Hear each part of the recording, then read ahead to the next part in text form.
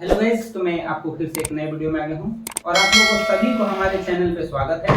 और आज हम लोग पढ़ेंगे, देखिए हम लोग पढ़े थे क्या, चैप्टर एक स्टार्ट किए थे जिसका नाम था cell the unit of life, कोशिका जीवन की इकाई। वही चैप्टर को हम आज कंटिन्यू करेंगे और उसी चैप्टर में हम लोगों ने जाना था कोशिका के बारे में, जिसमें 3-4 प्रश्न आपसे पूछता हूँ, तुरंत फटाफट आंसर कमेंट कर दीजिएगा और उसके आगे पढ़ना शुरू कर दीजिएगा।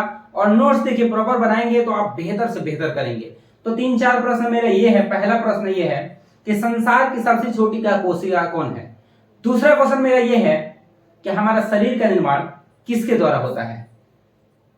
तीसरा प्रश्न है कि हमारे जो कोशिका होता है उसको संरचनात्मक एवं क्रियात्मक इकाई क्यों कहा जाता है। और चौथा क्वेश्चन है हमारे शरीर की सबसे लंबी कोशिका कौन है। ये चारे प्रश्न का उत्तर आप कमेंट करिए और फिर आगे क्लास को कंटिन्यू करिए। तो देखिए आज हम लोग पढ़ेंगे कोशिका सिद्धांत के बारे में।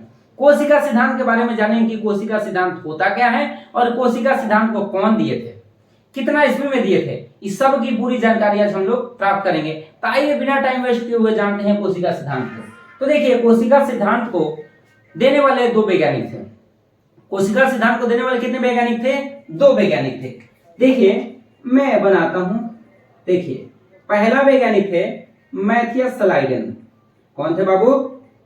कोशिका सिद्धांत को देने वाले पहला वैज्ञानिक थे मैथियस स्लाइडेन। और दूसरा वैज्ञानिक कौन थे? थियोडोर स्वान। थियोडोर स्वान। तो देखिए बाबू ये वैज्ञानिक जो थे वो जर्मनी के रहने वाले थे। कहां के रहने वाले थे? जर्मनी के रहने वाले थे। और ये जो वैज्ञानिक रहने वाले थे ये ब्रिटिश वैज्ञानिक है। कहां के वैज्ञानिक है बाबू? ब्रिटिश वैज्ञानिक है। तीसरा पॉइंट जाने तो ये जो थे वो वनस्पति वैज्ञानिक थे। कैसे वैज्ञानिक? वनस्पति वैज्ञानिक। ठीक है, वनस्पति वैज्ञानिक थे। और ये जो वैज्ञानिक थे वो जंतु वैज्ञानिक थे। जंतु वैज्ञानिक थे।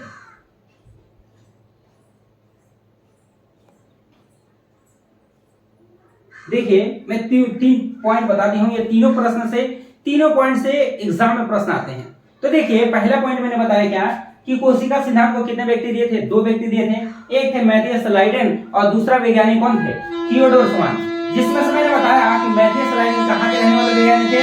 जर्मनी के रहने वाले वैज्ञानिक थे। थियोडोर स्वान कहां के रहने वाले थे? तीसरा पॉइंट मैंने बताया कि मैथियस स्लाइडेन जो थे वो कैसे वैज्ञानिक थे? तो वनस्पति वैज्ञानिक थे। और थियोडोर स्वान जो कैसे वैज्ञानिक थे? जंतु वैज्ञानिक थे। अब सुनिए मैं आगे बताऊं। ये देखिए ये मैथियस स्लाइडेन जो थे वो वनस्पति वैज्ञानिक थे। तो क्या चीज का अध्ययन करेंगे बाबू? जब आप बताइए ये वनस्पति वैज्ञानिक है तो अध्ययन भी पेड़ पौधों का करेंगे। तो ये बात रही होगी कब? ये बात है 1838 ईस्वी का।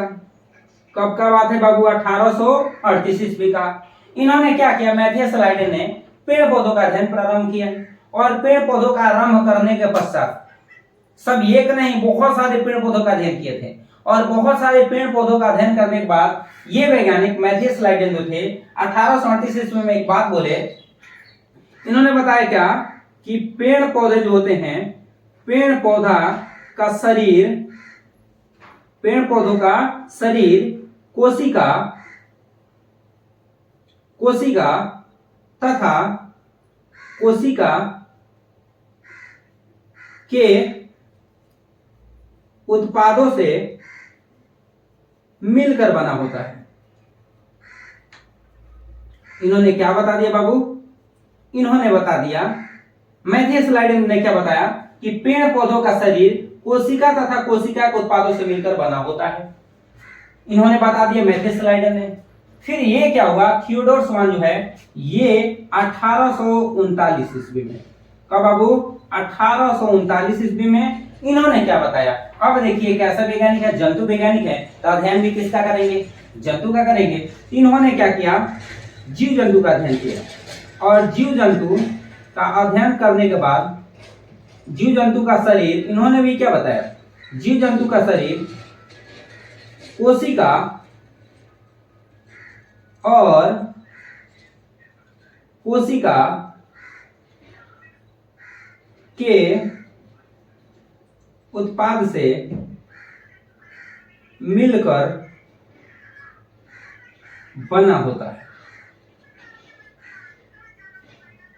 देखिए मैं फिर से एक बार रिपीट कर दूं कि कोशिका सिद्धांत पढ़ रहे हैं। कोशिका सिद्धांत को कितने व्यक्ति ने दिया था? दो, एक थे मैथियस लाइडेन और दूसरा क्या थे? थियोडोर स्वान। मैथियस लाइडेन कहां के रहने वाले वैज्ञानिक थे? जर्मनी के रहने वाले थे। थियोडोर स्वान कहां के रहने वाले थे? ब्रिटिश वैज्ञानिक थे। ये मैथियस लाइडेन जो थे ये कैसे वैज्ञानिक थे? वनस्पति वैज्ञानिक थे। और थियोडोर स्वान कैसे वैज्ञानिक थे? जंतु वैज्ञानिक थे।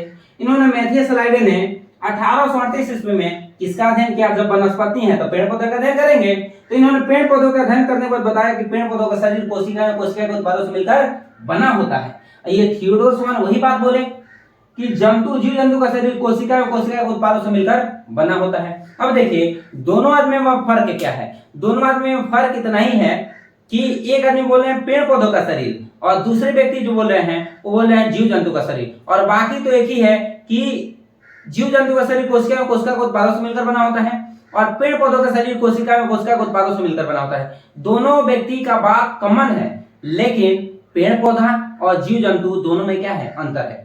अब हुआ ये कि देखा गया कि दोनों आदमी सेम बात बोल रहे हैं, तो उन दोनों आदमी का बात को एक ही में मैच कर दिया गया। किसका किसका? मैथियस लाइडेन और थियोडोर स्वान दोनों व्यक्ति का, जो दोनों वैज्ञानिक हैं उन दोनों वैज्ञानिक के बात को एक में सम्मिलित कर दिया गया। और सम्मिलित करने के पश्चात 1839 ईस्वी में एक सिद्धांत लॉन्च किया गया जिसका नाम था कोशिका सिद्धांत। इस सिद्धांत में बताया गया था कि सभी सजीवों का शरीर, अब सजीव कहने का मेरा मतलब क्या है?